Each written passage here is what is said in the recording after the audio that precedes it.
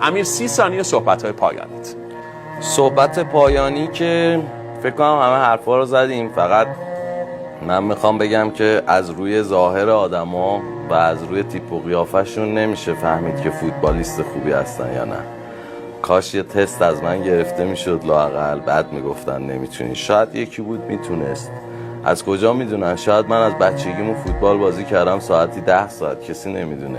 بازی رو مگه اصلا دیدن؟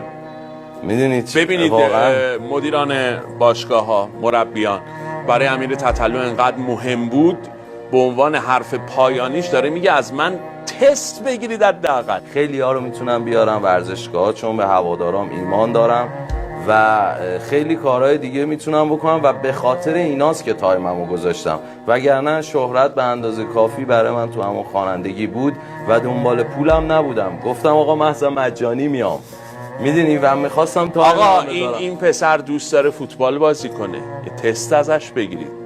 بچه دوست داره فوتبال بازی کنه، چرا این کار میکنید؟ من گفتم که تست بگیرم. خیلی ممنون. مطمئن باش رسانه‌ای میشه. میگم الان اگه تست بگیرن دیگه افت کردم، و اگه خواستن تست بگیرن یه ماه زودترش بگن، خبر بدن. آره که من بودم. اگر از من بپرسن که امیر تتلو چه شکلی بود، میگم خیلی خودش بود، خیلی